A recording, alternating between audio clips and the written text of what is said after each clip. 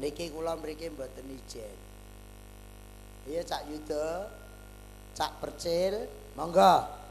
Cak Yuda, Cak Percil. Allahumma sholli wa sallim ala sayyidina wa maulana Muhammadin adada ma bismillahi sholatan daimata bitawammi mukhilai Allahumma sholli wa sallim ala sayyidina wa maulana Muhammadin adada ma bismillahi sholatan daimatan bitawami mukhilai Allahumma sholli ala Muhammad. Menyambut tahun baru Hijriah, khitanan masal 9 orang, santunan anak yatim, dan peresmian tempat utawa musyola Nurul Huda Kaduk Bandung Rejo Kalinyamatan Jeporo Pemuda Parimoro. Muga-muga barokah. Salam le, salam le. Assalamualaikum warahmatullahi wabarakatuh. Alhamdulillah puji syukur ngersanipun Gusti Allah Subhanahu wa taala panjenengan lan kula tesih dipun paringi kenikmatan sehat wal afiat Allahumma amin. Sesuai moto dalu menika dawuhipun Kanjeng Nabi al khitanu sunnatun lirijal wa mahramatun lil nisa. Sultan menika sunat bagi laki-laki dan kehormatan bagi seorang wanita. Alhamdulillah. Ya. Assalamualaikum warahmatullahi wabarakatuh.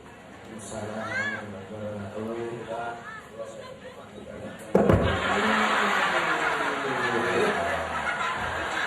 Sing tuwa semangat. Wong generasi muda. Oh sing tuwa semangat, oh sing nom. Ngahingi ora semangat blas lho. Lah wong nek siar agama Islami semangat. Nah, tunjukkan jiwa mudamu. Barokah. Oh, amin. Aduh. Suamin amin tok. Salam sing semangat. Alhamdulillah kula kepanggih tiyang Jepara niki kula teng mriki. Dalu niki jane mboten badhe mriki. Jane wangsul mawon kula niki mantun niki. Lah rumah samu mulai 750 iki mulih. Mosok ya kur ngono ki tok 750. Mosok arep mulih ki lho. Wis kadung tekan kene lho awake dhewe iki. Mulih ki urusane apa? Enek urusan apa? Silaturahmi kok. Nggih, silaturahmi. Nah, kula wonten urusan piyambak, urusan keluarga. Keluargamu nyapa enek sing kecekel apa piye? Boten kecekel. Apa mbahmu melahirkan? Boten. Lah masalah apa? Kula gadah keluarga teng Jepara. Ya wis silaturahmi. Silaturahmi. Adikmu ta? Nggih, sing nomor sekawan teng Jepara, sing nomor 3 teng Juwono, sing nomor sekawan teng Jepara. Lah wis petuk apa ora? Wis bolak-balik. Petuk apa urung? Boten petuk, Mbak. Adikmu sapa? Ora roh bocah iki. Sing endi ta? Sing nomor 4 lho, cah lanang sing bagus. Oh, Muhammad anu itu. Muhammad Irawanto. Irawanto. Nggih, niku teng Jepara to, Pak. Dek bau kula SMS. Le, aku sesuk ning Jepara. Ya, Mas, sesuk tak parani sampe ning daerah ndi. Aku ning daerah kene, Kalinyamat. Oh iya, Mas, sesuk aku tak rono.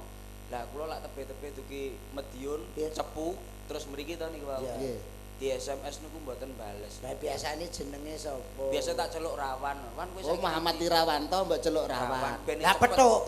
Mboten ketemu, Mbak. Kula SMS mboten dibales. Dibel niku mboten aktif. Niku kula padosi mboten wonten. Lah kok enek tulisan kanan jalan wae tulisane niku Rawan kecelakaan. Iku saiki bocah iki saiki ning ndi aku ki ora cethuk. Ket mau ning mburi iki mikir. Kowe bar ngombe pil cengoh. Boten pil cengoh. Astagfirullahaladzim. Sampai tak tekokne bakul. Adikmu Muhammad Irawanto. Biasane mok celuk. Rawan. Niku kula padosi mboten wonten, kula SMS mboten dibales. Lah kanan jalan mlebet Jepara niku wonten tulisan rawan kecelakaan. Lah niki bocah iki saiki ning ndi niku kula bingung. Jelasno do, jelas. Nyuwun sewu Mas Percil sing bagus kaya wedhus. Pripun Mas? Tulisan biru kanan jalan rawan kecelakaan kan tegese dudu adikmu. Maksudnya itu peraturan lalu lintas bahwa di situ sering terjadi kecelakaan. Lah iki bocah iki raro. Ora ana tulisan sering terjadi. Ya mung rawan kecelakaan. Lho kowe ning mobil turu wae ket mang. Ya Lho sing roh Allah, aku mboten sanggup bah kula jelasne mboten sanggup. Angel, bar ngombe pil cengoh ya angel. Sumpah aku. Lapor Pak Polisi. Bu, Pak Polisi. Rawan kecelakaan lapor Pak Pak Polisi. Wah, wis wedi aku. Nyapa? Lah niku wonten tulisan ngoten otomatis golek Pak Polisi bocah ki ning ndi? Rumah sakit endi? Agek mlaku telung jangkah iki wae dalane nek tulisan polisi 200 meter. Tak bayangne polisi Jepara kok beda karo gen aku ya. Bedane apa? Lah kok dhuwur men aku ngono kok polisi 200 meter Ya iki dalane Allah. sikile sepiro aku nek mikir Jenengan jelasne, Pak. ket mau ning mburi iki mikir perkara Jenengan polisi. Suwe-suwe wong sak Jepara pekok iki. Perkara omonganmu sing ra karo-karuan. Pripun to, Mbah? Polisi 200 200 meter. Lho, lah wonge dhuwur-dhuwur ya. lah iya. Kuwi terus udele ning ndi manggon? Sing tak bayangne iki sitok Apa? gulune lho sepiro aku. Polisi 200 meter kuwi jarake kok kono kuwi 200 meter. Dari lokasi ning kantor polisi 200 meter. Mboten wonten tulisan jarak. Ya mung polisi 200 meter kuwi celanane tukune ning ndi. Padahal ning kene iki daerah kene iki kathok kolor ki sak arat-arat. Mosok kathoke Si kok 200 meter. Kowe ro Pasar Mayong. Mayong. Nggih, Pasar Pasar Mayang. Mayong kiri jalan Nggih, enek nggih, sate nggih. kambing enak jane. Nggih. Aku arep tuku balik. Lho, adik sakit, Mbak? Gak sida aku tuku. Sebab e? Arep jajan sate rekoso men. Sate kambing 100 meter. Pringe sak pira kuwi? Neng cangkem ora rusak le. Ngebonge piye? Aku ra sida tuku. Lho Pasar Mayong sate kambing 100 meter ngebonge neng cangkem leh ngunus piye? 100 meter lho. 100 meter. Lek sing mangan sapa? Sing mangan ya polisi 200 meter kuwi. Syukur. Wong sepuh kok mbok anu. Omongane karo wong tuwek. Ya Rasulullah salamun alaik ya Rafi asa ni wadaraji atufata ya jiratal alamin ya uhailal diwal karomi ya uhailal diwal karomi nami kula kirun saking Madiun bareng warga yok guyub rukun sowan mriki rumangsa syukur diparingi waktu matur nuwun diparingi waktu matur nuwun ya Rasulullah salamun alaik ya Rabbi asa ni wadaraji atfata ya jiratal alami ya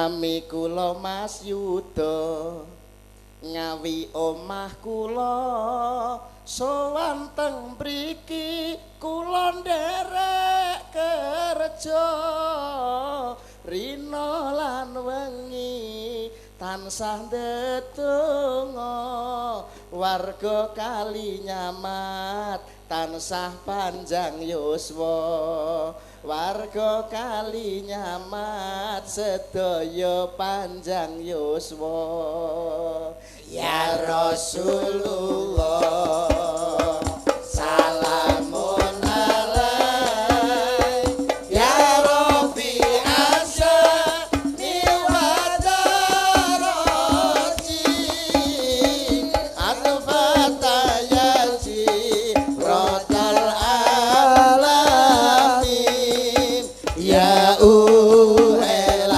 juni wal karomi ya ulal juni wal karomi. Kenalan? Aku iya ta? Lho ya iya to. 750 iki. Abahe wis aku wis ganti awakmu.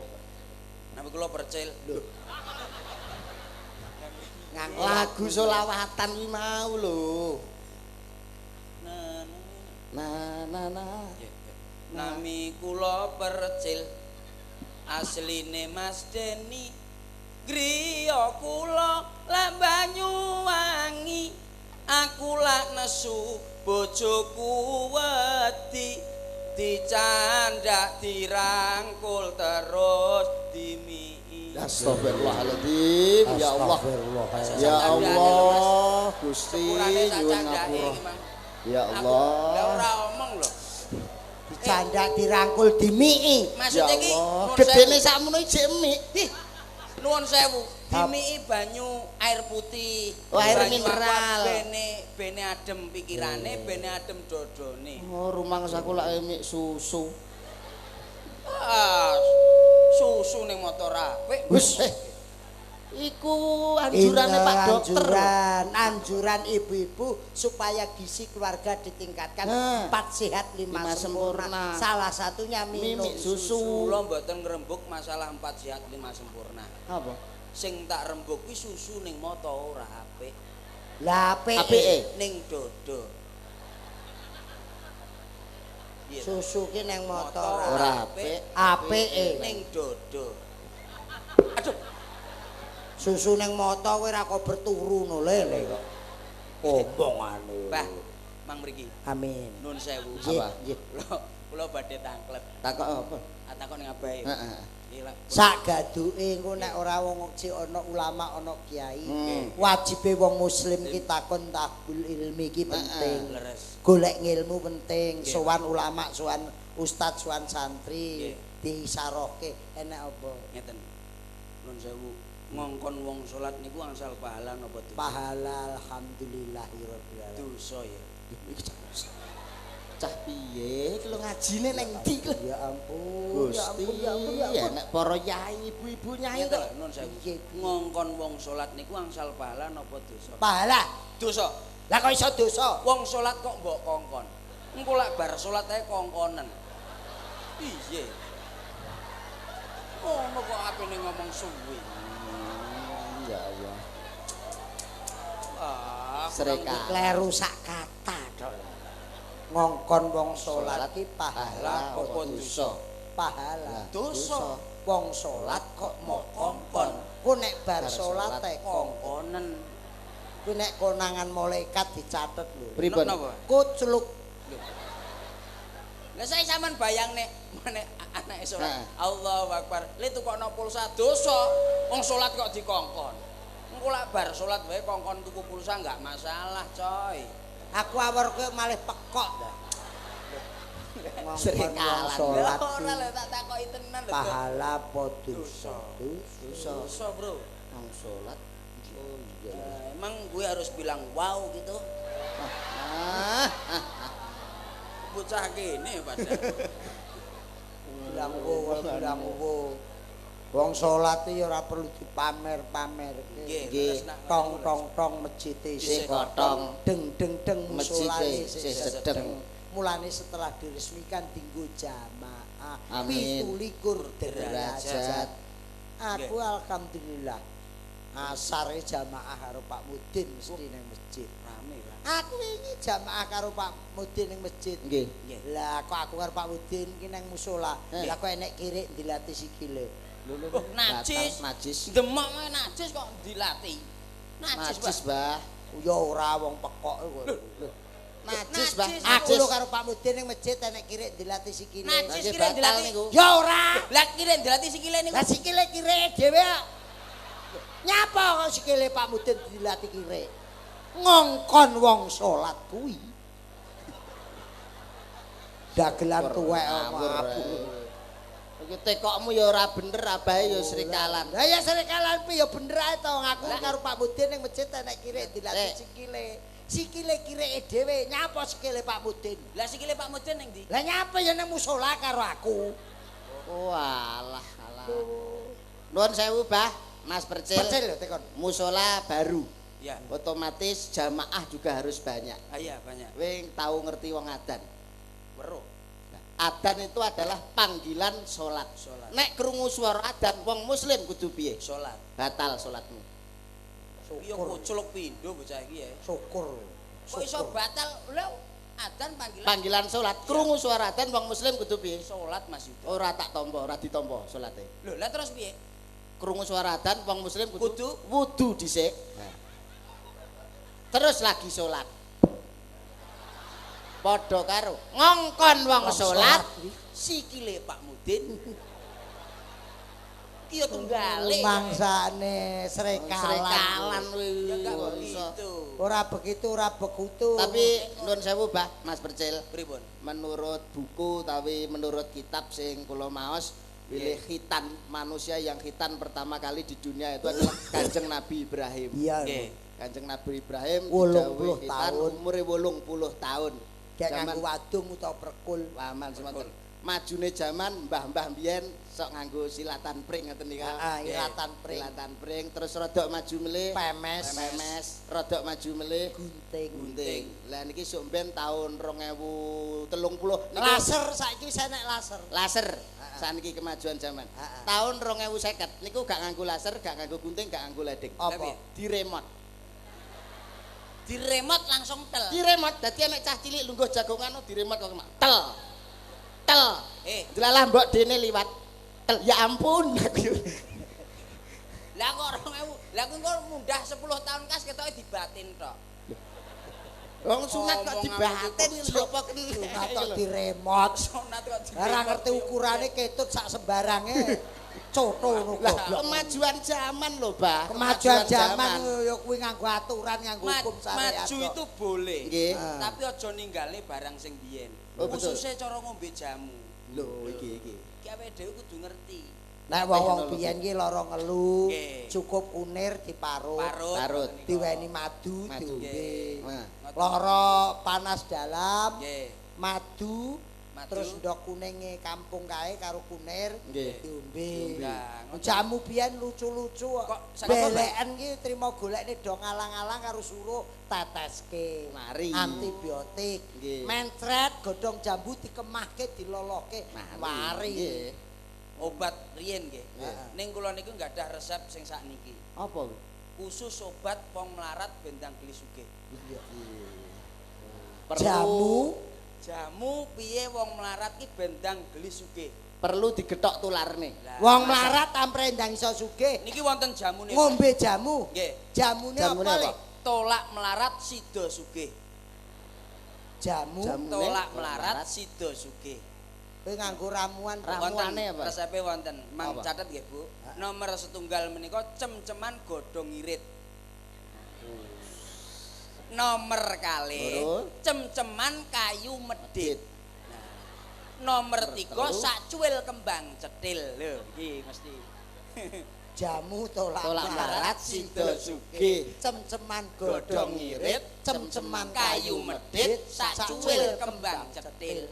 Kuwi nek diombe enek efek sampingane. Enek Apa? ora akor karo tanggane. Mesti digething tangga ngawur ae. digething. Tolak melarat sida sugih. Nek Mas Percil tolak melarat sida Sak sugih. cuwil kembang cetil nek diombe digething tangga, rasa ngombe jambu memang ya digething tangga. Lah nggih ta. Tapi nuwun sewu, Bah, Mas Percil. Pripun? Nah, Niku abahe matur mulai dari awal ngantos akhir niki kuncine utawa kula ringkes niku enten ringkesane. apa? Dadi wong ning alam donya sinten mawon mbah niku lanang, mbah niku wedok, mbah cilik, mbah gedhe, niku nyontoh dina.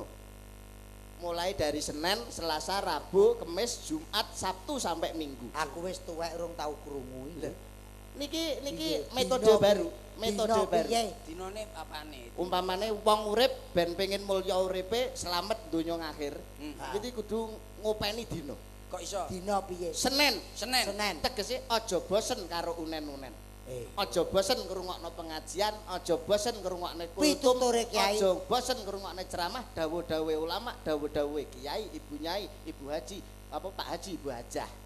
Aja bosen karo unen-unen. Aja bosen ngrungokne bacaan Al-Qur'an. Bacaan ayat suci. Senen. Seneng ngrungokne unen-unen. Nah, Selasa. Selasa, sela-selane urip gunakno kanggo sedekah. Oh, Selasa. Sela-selane uripmu golek gunakno kanggo sedekah. Mergo sedekah ki ora melarat malah Malah kuat, kuat, ora roboh malah bakoh, ora wutah malah utuh. Oh, heeh. Ha nggih. Nggih, Wong iya. sedekah, khulu ma'rufin sedekatin apa wae gawe wong seneng kuwi termasuk sedekah. Sedekah. Ora roboh malah bakoh, ora Ora wutah malah utuh, ora melarat malah kuat. Sela-selane uripmu gunakno kanggo sedekah. Rebu. Rebo kerepo sinau ben ora bodho. Kerepo ngaji ben ora Bodho. Thalibul ilmi faridatun ala kulli muslimin wal muslimat minal mahdi ilal lahdi. Menuntut ilmu hukumnya wajib Wajib. bagi muslimin dan muslimat mulai dari bayi bayi sampai sampai liang lahat. Kerepo sinau ben ora bodho. Rebu. Rebu. Kemis. Kemis luwih becik mingkem timbang kowe omong lamis. Jangan sok ngobrol janji. Ngobrol janji. Luwih becik diam itu adalah mas. Mas. Bang Sekulino ngomong sing goro. Nah, Jumat. Jumat jumbuhne karo atimu. Jumat. Apa-apa pengen nindakno karo apa atimu. jumbuhne karo atimu. Pengen nindakno perbuatan sing baik takon karo atimu. Iki bener apa ora? Ora. Iki arep mlaku rono. Iki bener apa ora ya? Jumbuhne karo atimu. Niat karo raga Atine. ati pakarti kudu nyawiji. Kudu nyawiji. Sabtu Insapo barang sing kewetu. Hari ini harus lebih baik dari hari kemarin. Hari insapo esok lan tobato. barang sing kewetu. Hari ini harus lebih baik dari hari kemarin. Hari besok harus lebih baik daripada hari ini. Minggu niku cah sekolah prei. Werdine iki apa? Minggu prei niku tanggal abang niku TK SD PAUD prei kabeh. PNS prei lho. Minggu. Prei niku tanggal abang. Gadene ya tutup le kuwi. Mboten nek minggu Niku minggu ki mituha lan gugu dawuhe wong tuamu, dawuhe Allah taala, dawuhe Rasulullah sallallahu alaihi wasallam. Mituhu lan gugu dawuhing para wasis. Nah, apa minggu minggiro barang sing Allah gunakno barang sing Sing apik. apik. Ngono. Pitutur mulane aja nglalekno karo dina. Dina ki penting ya. Penting. Lah kowe nek dina kanggo Dina kanggo apa? Nah aku anu manten. Dina khusus. Kene. nyingkreh aku. Wong dina kok hubungane karo manten. Wong rumah tangga kok kelingan dina.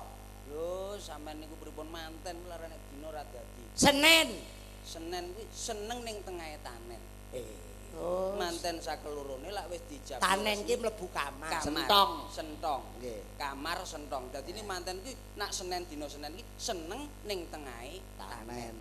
Selasa.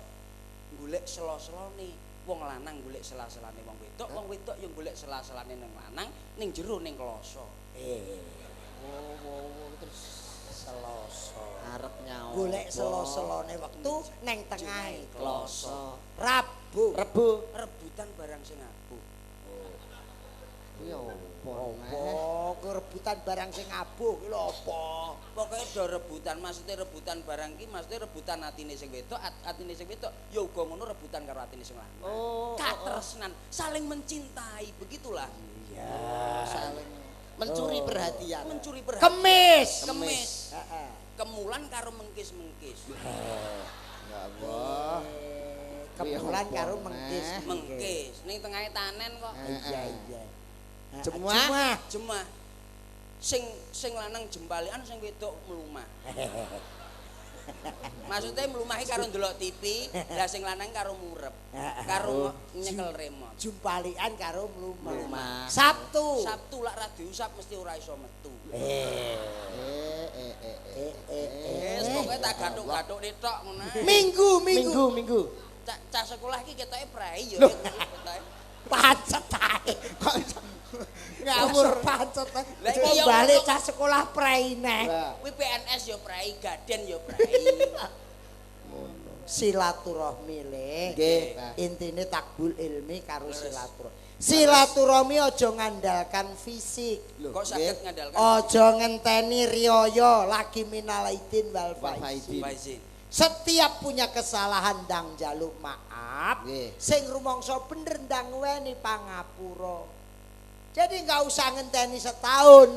Yang nama silaturahmi nglebur dosa, ngakoni kesalahan, saling memaafkan. Ini tiap hari harus dijalani. Nggih. Kok niku kok mboten Aja ngandalkan fisik. Misale sepurane ya, Nggih. aku nyawur Iki pangkur. fisik. Iki fisik. Fisik, nggih. Iki sok-sok cek ndek ganjelan. Nggih. Lah yo entuk salaman. Yo tak salaman. Sepurane Atine grundel. atine grundel. Oh. Sing penting ki atine. rasane. Rasane silaturahmi, isine aja mung wadahe. Nek ngandalkan fisik, Nggih. enek napa? wong silaturahmi ki sing ora gathuk. Loh. Saged pundi, Pak? Ambakno salamane ora iso ketemu ki enek. Pripun? Wong Jawa Timur, wong Nggih. Jawa Barat karo Jawa Tengah. Nek piantun Jawa Tengah, Jawa Tengah. Jepara Solo ki nek salaman, Nggih. ya ta. Salaman. Salaman sik lagek Diambung. Salaman sik lagek Diambung. Nek wong Tengah. Jawa Barat Jawa diambung Barat. sik lagek Salaman. Assalamualaikum. Oh, nggih. Kowe wong Jawa Barat, kene wong Jawa Tengah. Oh. Nek wong Jawa Barat disaiki. Nek Nah, wong napa? Jawa Barat diambung sik lagek salaman, nek wong Jawa Tengah salaman sik lagek diambung. Assalamualaikum wong Jawa Barat ketemu Jawa Tengah. Apa kepethuk? Nah, iya ta? Ora ketemu ta? Nah, malah kaya kitiran bakul dawet ta? Iya. Gak pedes. Ora iya, ketemu. ya. Makane aja fisike ning atine. Rasane. Insyaallah kabeh diparingi silaturahmi atine, Amin. silaturahmi Amin. jiwane, Amin. silaturahmi ragane. Amin. Kabeh bareng isine mung niate ngibadah. Amin. Kabeh sing wis sedekah kanggo musala, Nggih. jariah kanggo musala. Nggih. Wis mesti dibalekke karo Allah Taala. Nggih. Amin. Aja nggoceki wajibe ning dadi hobimu. Nggih. Wong jariah, wong sedekah ki dadi hobi, aja mung kewajiban. Nek Nggih. kewajiban ki kewajiban Wajib loro. dong. Ning nek kowe hobi tiap hari kowe seneng sedekah dibalekke terus karo Allah Taala. Nggih. Padha kalih nyelengi. Nyalengi. Nggih. Alhamdulillahirabbil alamin. Muga-muga kabeh keberkahan. Nyuwun pangapunten dumateng para alim ulama, para kiai, Bapak Haji, Bapak Panitia, Bapak Kades, Nggih. Pak Inggilan perangkat sedaya. Kathah lepat kula mugi diagung pangapura. Bismillahirrahmanirrahim. Sedaya karahmatan, kenikmatan, keberkahan. Amin. Fid dunya wal akhirah. Amin. Allahumma Amin. Nyuwun pangapunten akhirul kalam. Wassalamualaikum warahmatullahi wabarakatuh.